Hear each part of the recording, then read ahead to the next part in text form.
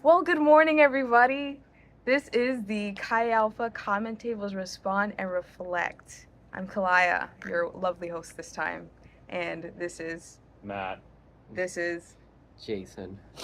and we're gonna respond and reflect. Yay! Okay, so Jason, did you have anything that you wanted to respond and reflect on? Sure. I think one of my biggest takeaways from the talk was just humans being in the image of God and their identity being that, like, of God. Um, to me, like, one of the biggest indicators is that humans, we tend to desire more than what you can kind of say, like, maybe like an animalistic nature would desire, like the instinct to survive and to thrive and to I don't know, just to take things for yourself in order to live. We tend to really value things like love and like kindness and mercy and stuff like that, which I don't know if you could say that about the animal kingdom in general. So to me, that speaks to there being like a higher identity in humanity than what you would see in the normal animal kingdom.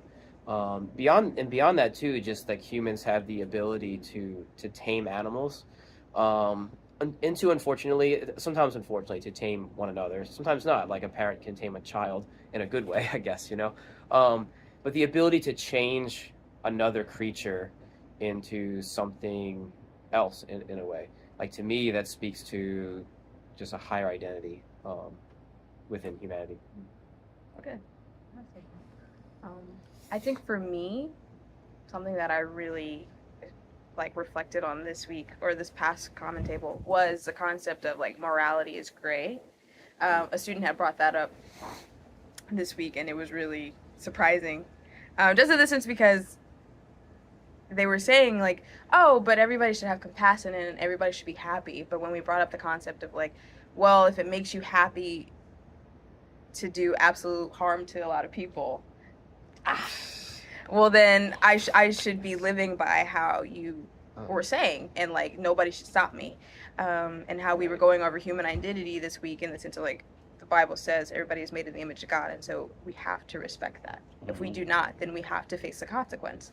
And so then the person brought up the concept, well, then you could just say morality is gray because it might not work for me, but it might work for you. And I don't agree, but you do you. And so it kind of brings up the concept, well, morality can't be gray because there are things where we are like, if you dishonor a human being in that way, it is evil. It is wrong. Um, and just because it makes us happy does not mean that you should be doing it. And that was something that really was spinning in my wheels a lot, in just the sense of morality is not gray. Yeah. So I think for me, yeah. Yeah. So yeah, human identity. What's the purpose of humanity? So I have some notes here, and Jason like said all of my notes. Did I? Oh, nice. But like, what do people deserve is something we talked about, and what do humans want? What makes people? What is the image of God?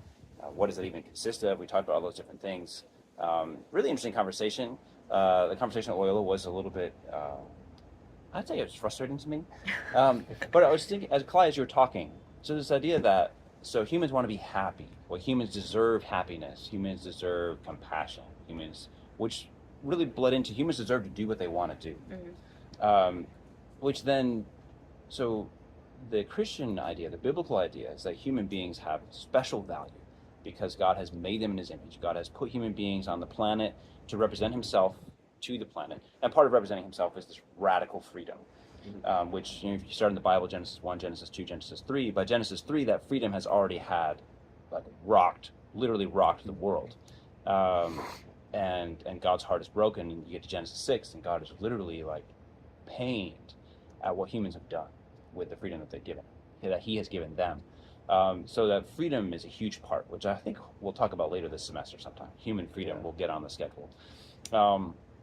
But if you like get human beings down to, well, okay, we want to be happy, we want to do what we want, and we should be free to do what we want and not be infringed upon by other people, and so forth. What we do is that we actually bring humans back down to the level of the animals, if you will. Now, of course, there are some things that are evil that are counterintuitive to natural selection.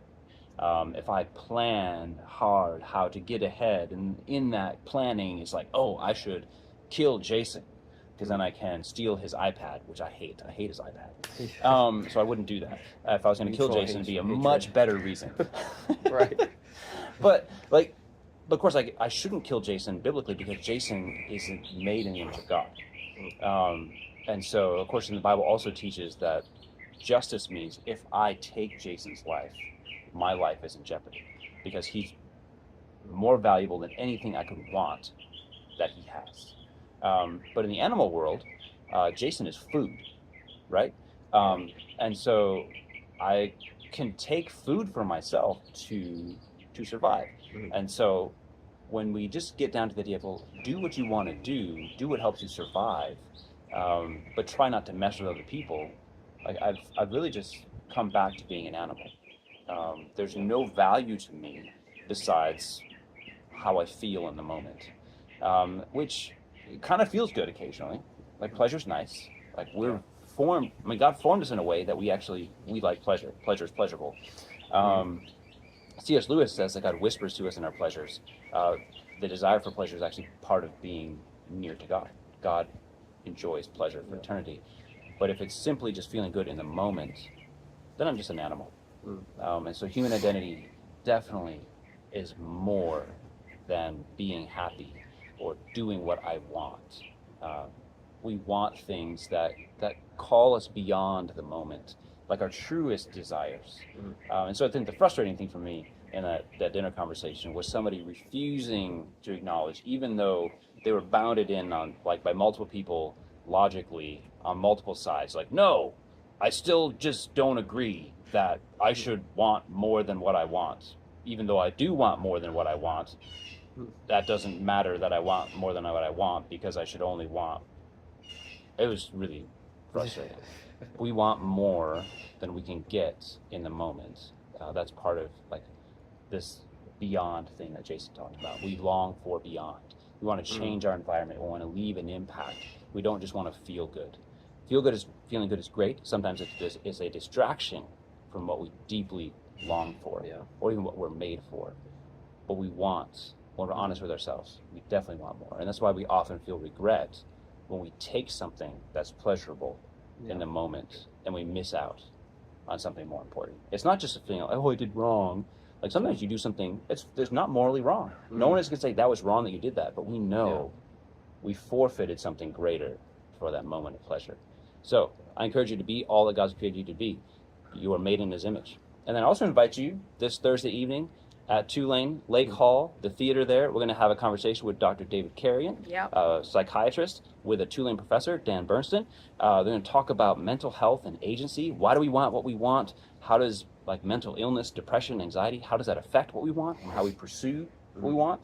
And this question, human identity. Are we more than just the sum state of our brain states?